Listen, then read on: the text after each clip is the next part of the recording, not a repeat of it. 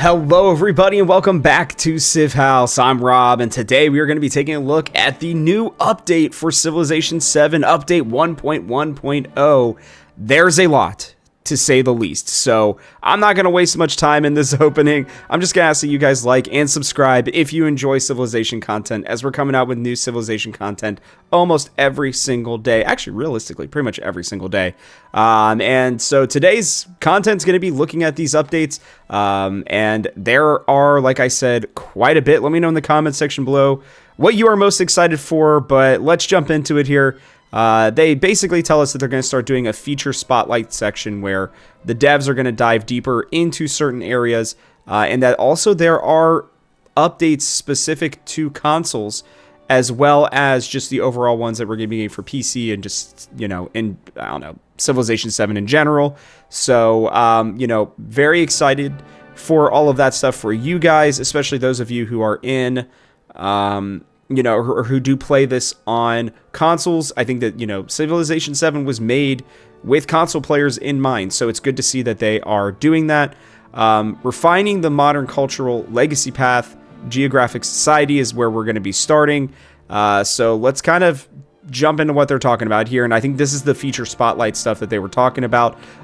If you've been chasing a geographic society victory, you may have noticed some balance quirks. We made some key changes to improve how this victory feels and plays, including removing the chance for artifacts to run out in the game and making it harder for players to breeze through this path when no other players are aiming for this victory. Yeah, that is pretty common, to say the least. I've especially seen it a lot on Twitter and Reddit. But the big changes are that the Explorer units now cost more to slow down early rushes. We already knew that, so not a big surprise. That's great. Fewer Exploration Age artifacts spawn per continent. Also great. Natural wonders can now be studied for artifacts thanks to a new mastery in the natural history tech. Each player can collect these new artifacts once per natural wonder, so they'll have you, you know, running around trying to find all the natural wonders. This is great for Isabella players. She continues to be super strong.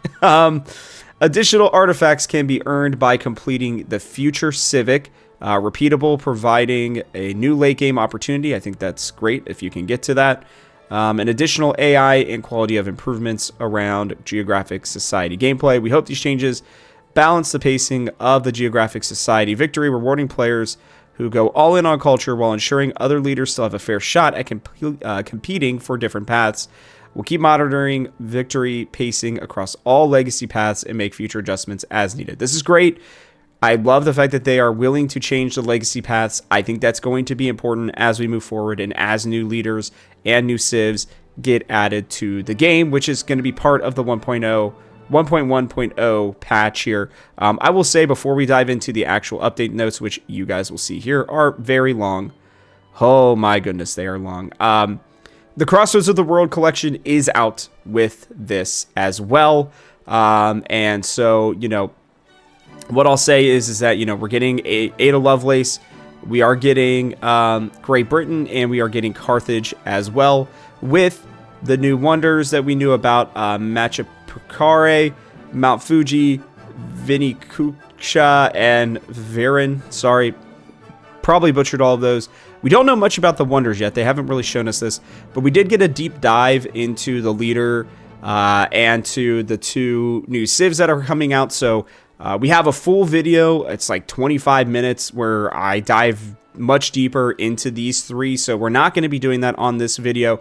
If you were looking for just the civs and the leaders, well, leader, I should say, you should hop over to that video. That's where I do a much deeper dive into that. I don't even know if I'm really going to talk about them other than what I'm doing right now, because as you can probably see, we've got a lot of notes to go through. I also want to do a quick reminder. Sorry, I'm jumping around here, but for the console updates, a lot of this is stuff that has already been patched in for PC players. We have talked about those patches in the past. I will be doing the console specific, which is all the way down here, notes, and we'll be talking about those as well. But most of the gameplay features, the leader stuff, everything like that, that is mostly going to be in the other discussions that we have had. Right now, what I want to focus on is this, the PC notes, because these are the ones that are completely brand new and ones that we do not know about mostly at all. So let's see what we've got going on here. The Modern Age Geographic Society updates. So this is the more in-depth stuff of what we just talked about with the new legacy path. So Natural History Mastery now grants explorers +1 sight and the ability to gain artifacts from natural wonders. Completing Future Civics now grants +1 artifact in the Modern Age. That's great. Completing Hegemony Civic now grants 1 artifact when an explorer researches artifacts. Okay. Wow, it feels very strong. Explorers have had their costs increased. Yeah, we know that. Explorers can no longer create a new dig site on top of an existing dig site. That is great. The Continents lens has been updated to show natural wonders that can provide artifacts. That's going to be really... I don't know why they wouldn't make a lens for just that, but I guess they had to put it somewhere, so why not combine it with Continents? Okay. I guess, yeah, okay. Hegemony has switched places with militarism and now requires nationalism and globalism. Okay, that's very interesting. And increased the number of artifacts that are spawned on tiny maps. Holy cities can now be converted. Note that when a player creates their own missionary units, they will always follow the player's chosen religion. So we knew that already as well. We talked about that in a previous update. These are big, though. I mean, for all you culture players, man, you could stack these artifacts still very, very significantly. It's just that they made it harder to get these explorers, so will be less. I mean, you can still create an army of explorers, but it's going to take more time. But they gave you other ways to still find artifacts so that you don't just have one AI or one person kind of just taking over the game and, you know, making it really unfun, to be honest with you. So love this. I have not personally run down this cultural path yet in terms of victory. I don't know, maybe Connor has. He's out of town, so I'm having to do all these updates myself, but that's okay. I'll have to ask him what he thinks about this, but from what I can tell, this seems like a very nice quality of life update, to say the least. New stuff here. Napoleon Emperor. Napoleon can no longer reject sanctions for free. Wow, that is that's pretty interesting, because his whole gameplay style is to get people to be upset with him. So taking that away, I feel like, is quite a nerf, to say the least, to Napoleon. Again, he's one of the few leaders that I haven't really had a chance to play much of. But this was very nice, and them taking that away is, I feel like, a big nerf to him. If you are a Napoleon player, let me know what you think of that. Civs. America now receives +2 resource slots upon constructing their unique quarter. Huge buff for America. Love that. Buganda adjusted the Nyanza civic effect for modern Buganda to award 1 happiness and 1 culture on quarters adjacent to rivers or lakes. That seems very strong. Haven't played Buganda, but that seems pretty strong. Meiji Japan added +1 resource slots to the Zabatsu unique quarter. Feels like they are trying to hit a trend here where they're allowing us to have more resources, which is great. Siam increased cost of Siam's Itsarafab action to be 50% more than the standard befriend independent action. Okay. And then addressed a reported issue where Siam was sometimes not properly unlocked in the Modern Age after unlocking them during the Exploration Age. I had seen that. That was a bit annoying. But these are all nice little buffs for these civs. I think that will help, especially, you know, it seems like they're really attacking the Modern Age right now. I'm intrigued to know why. I think there are some issues with the Exploration Age, but we'll see if they get to those. Gameplay. AI will now perform better at completing the modern cultural legacy path by gaining artifacts from natural wonders, researching at museums and universities, and completing civics, etc. No more AI Explorer stacks of doom. Great. We needed that for sure, and this is great. Addressed a reported issue where the AI would sometimes fail to spend all of their points during an advanced start setup. That also seems pretty significant. You can get quite the advantage, even if you're playing on, you know, Immortal or Deity. Economy. Oil rigs now benefit from warehouse bonuses granted by the Ironworks and Combustion Tech Masteries. That seems very strong. Love that addition. The City Patron Pantheon effect decreased from +3 to +2 influence on altars. You know, the one obviously I think most people have played the most is, you know, the Antiquity Age. I can't remember that being that strong, but altars in general are pretty strong, so I think a little nerf to them seems fine to me. In progress, buildings that are instantly granted to players will now auto-complete. That's great. Okay. Not much to complain about there. Diplomacy. Sanctions can now be used at neutral relationship, and their cost will decrease as the relationship gets more hostile. I think that makes sense. I mean, if you're trying to obviously ruin the relationship, depending on what style you're playing, being able to start it when you're neutral instead of hostile, I think is a nice little addition there, because that can kind of start creating the problem that you want to have. Crises. Address a reported issue with revolutions crises, applying more unhappiness in settlements than stated. I had not personally struggled with this, but I have had the revolution crisis, and maybe I just didn't notice that with the unhappiness. So when they say these addressed a reported issue, most of the time it's not everybody having that issue, it's just some people. So that's good to see. Military. Navy units can now disperse independent powers. That's great. We knew that one was coming. Okay, this is a big one. Refinements made to the army unpacking action. Okay, here we go. Yeah, we knew this was coming. I wanted more details on this. So, players now have the option to select the commander hex when choosing an unpack direction. Oh, so you can put it on the command. Okay, I like that. Doing so will unpack the strongest unit in the commander's unit hex and arrange any remaining units on adjacent hexes based on the current facing direction. Wow, okay, of the commander. If the player indicates a direction to unpack by selecting an adjacent hex, the strongest unit will unpack that in that direction, with the next strongest unit unpacking on the commander hex. Remaining units will then unpack on adjacent hexes based on the unpack direction. Wow, that is a mouthful.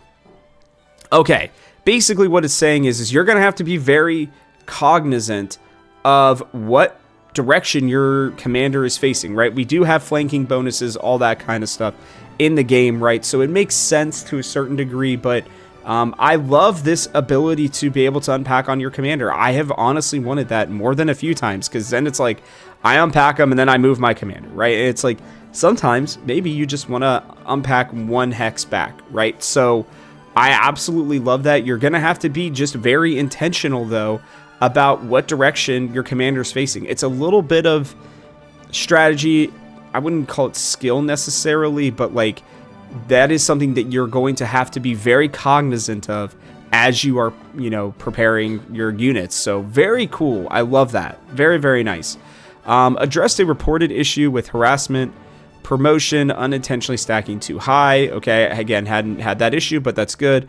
Addressed a reported issue with incorrect bombard strength being used for guard imperial and sepoy unique infantry units. Again, hadn't noticed that, but that's good. Duplicate aerodrome commanders should no longer appear, or duplicate, excuse me, when conquering a settlement in the modern age. That seems like a big bug. Again, not one that I'd run into, but good. A ghost unit or multiple units of any class can no longer be created when units are deployed by an AI commander unit during normal gameplay. Great. Some really good stuff here for the military without it being necessarily too big. They added the Bermuda Triangle, natural wonder for all players. Still haven't seen what all that does, but that's great. Memento balance. Here we go. Whew. Okay, we have made many challenges to mementos to make more of them feel like viable choices. Some mementos were overshadowing leader and civ abilities and needed to be toned down, while others were not quite impactful enough to take often. Okay, a lot of good stuff here. Let's see what happens. So the Al Taqwapu Tunic, oh gosh. All right, now grants +1 sight for scouts adjacent to mountains was +3. Yeah, okay. I had used this one. I'd seen a lot of people using this one. Yeah, that was very strong. Glad they nerfed that one. Altar set now grants +1 culture from specialists. Was +1 culture and gold for specialists. I was using this one at different points as well. I liked the gold bonus. That nerf is probably going to keep me from using it, but if you're a cultural player, then maybe not. I guess it obviously depends on what you have unlocked.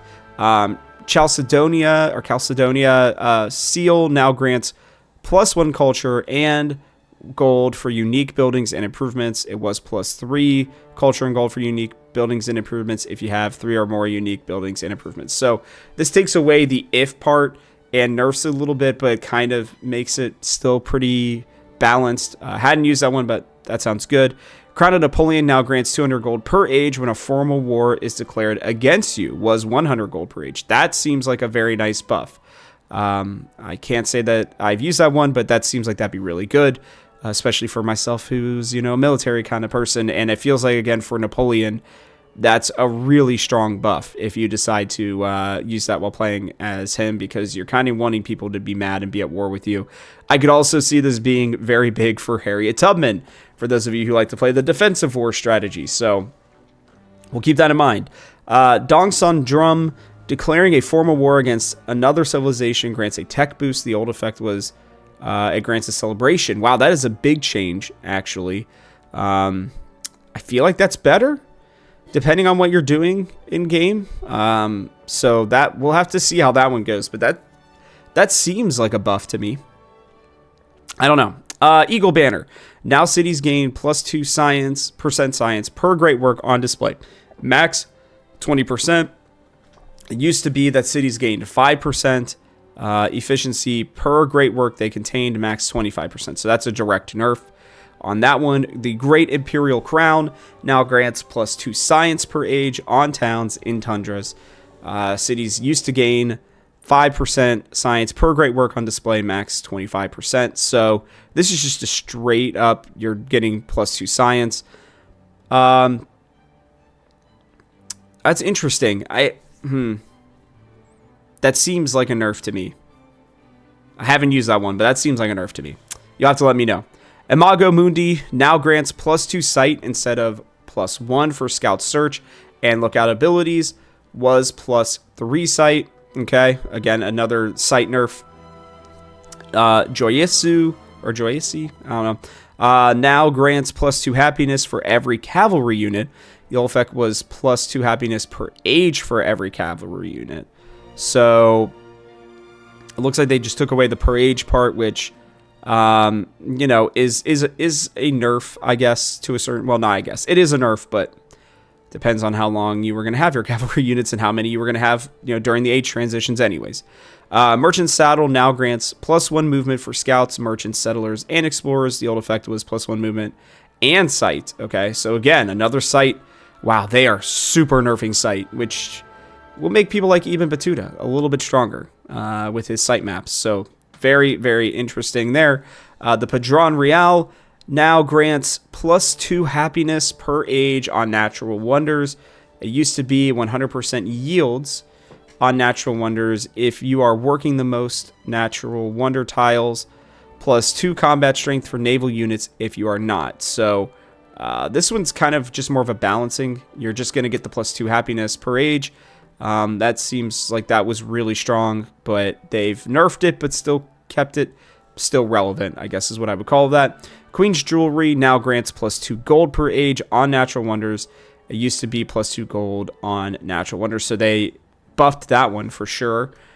And Urias now grants +10 culture in cities with at least one wonder. The old effect was +10 culture if you have the most wonders, +10 production towards constructing wonders if you do not. So that one was more of a snowbally one, but they decided to take out that production if you don't, and you don't have to worry about having the most wonders. You just got to have one, that you get that +10 culture. That seems like a nice balance change.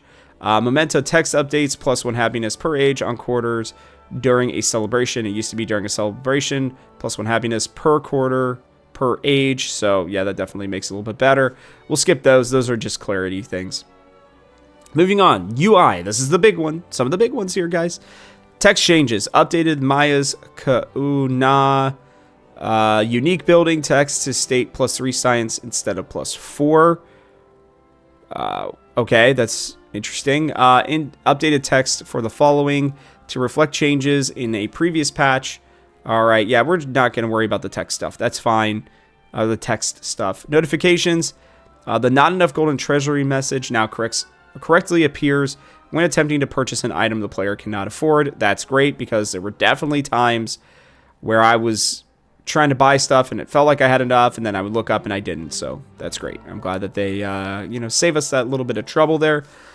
Alignment and spacing. The lines connecting the tech and civic trees now align properly with their respective nodes. That's really nice, to be honest with you, because it kind of got a little bit confusing at times, to say the least. Tooltips. Our unit action tooltip now stays within the screen boundaries. That's obviously fantastic. That needed to happen.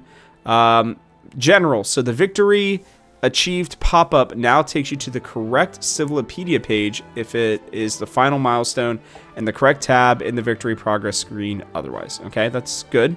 I know a lot of people still have a problem with the way that the victory screen kind of, it just doesn't feel very satisfying, so I guess this is a little bit better, but you guys will have to let me know. I didn't really care regardless, but I know there were people who did, so let me know if you're one of them and what you thought of that.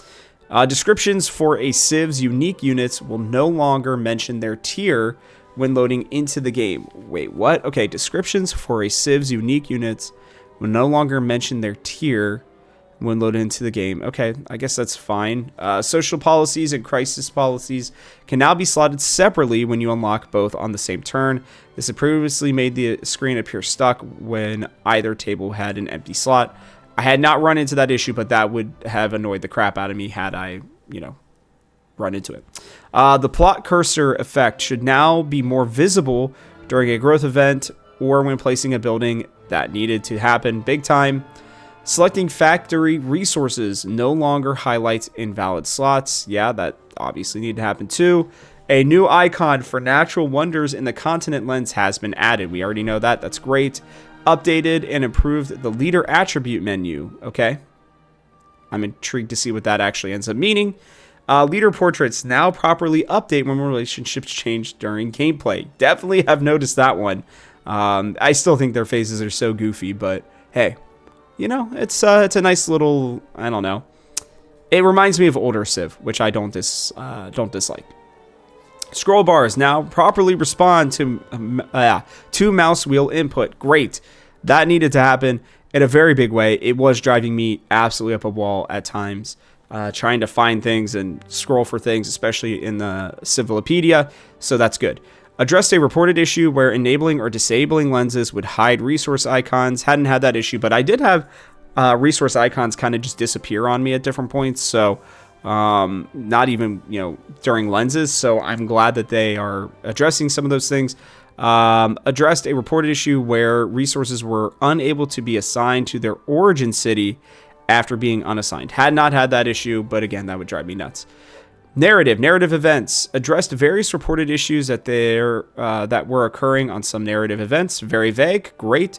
Quests addressed a reported issue where the Great Library 3 Legacy Path quest wasn't completing if an academy building was purchased. Hadn't run into that. That would also be very frustrating. Addressed reported issues with incorrectly displayed quest text. Okay.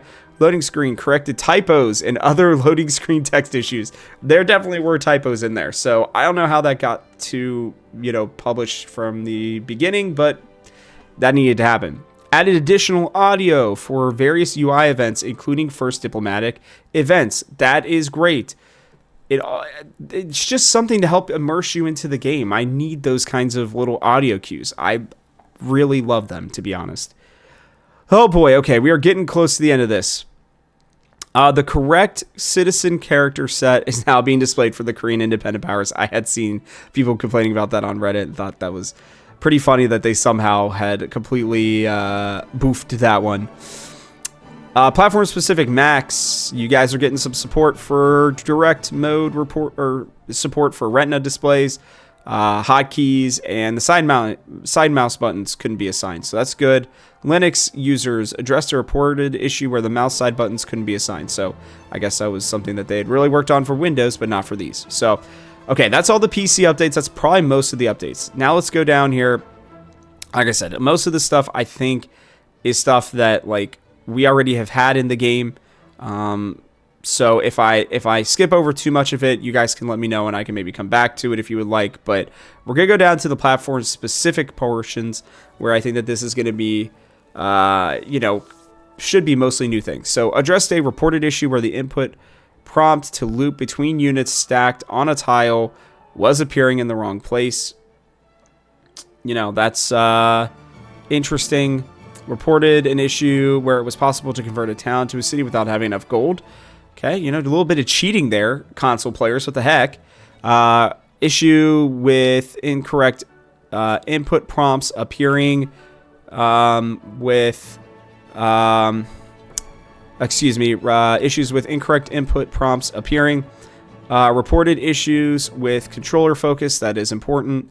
Platform friends couldn't be added as 2K account friends. Yeah, that was definitely a big issue that I'd run into. Now that they are allowing us to do that more often, or not do that more often, but do it again, where we have cross-platform again, is nice.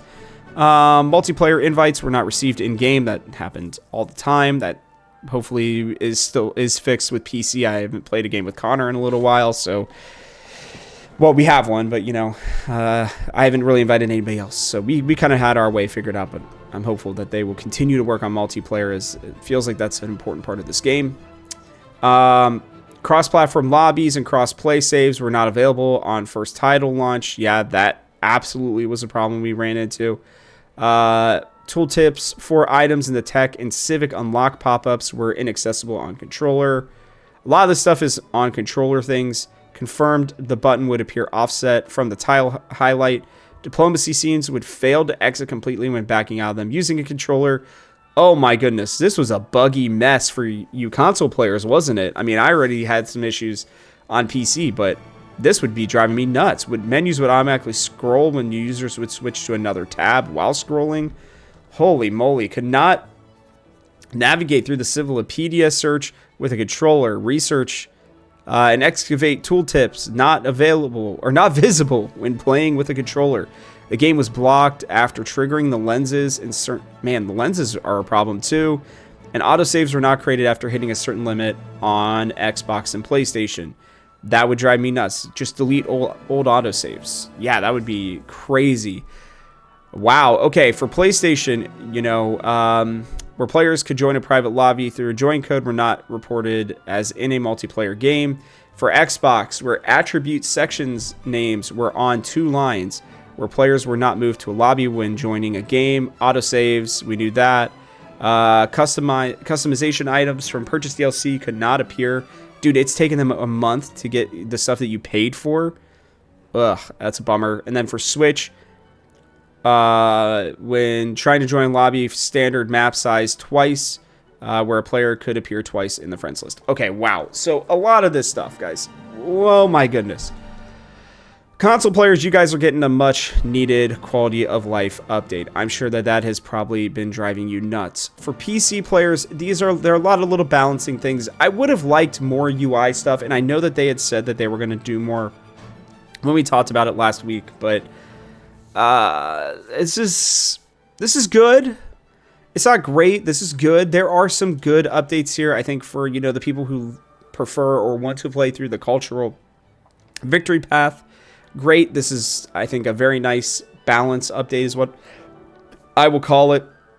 For Napoleon, some good stuff there. Good updates for civs. The AI was needed. They still haven't really addressed the aggressive AI that we have had a problem with settling, but that is okay. The memento balances, I think, are great. The UI stuff feels okay. I feel like there's still a lot more that they need to work on, though. Look, it's a big update. They're adding a lot of stuff. They're adding, re-adding crossplay. I think that the update that we'll get near the end of the month with the second, with the second part of the Crossroads of the World DLC will be really nice. I think it's going to be very impactful, to say the least. I'm happy with the changes that are being made. I think the new civs and the new leader are the thing that I'm most excited about, even though I wasn't really initially as excited for these. I really wanted a little more with this update. Well, I don't know about you guys. It's a bit of a disappointment. I know they kind of set us up for, hey, we'll get a bigger update here at the end of March, but this is what they've got done so far. Feels like they've got a long way to go, but that's okay. They are grinding through it. They are making the changes. They are making the fixes that we want to make this game hopefully the best that it can possibly be. So like I said, multiple times throughout this, let me know what you guys think of it. This was a very long update video. I am a little tired, honestly, but hey, it's good stuff still. It's really good stuff. So I hope that you guys have enjoyed it. I hope that you feel like this is adding to your experience, helping for you to maybe organize your thoughts on what you think of it. If you think I'm really far off, please let me know. But that is going to wrap it up for us on this Civ 7 update video. So from our house to yours, I hope that you'll join me for one more turn.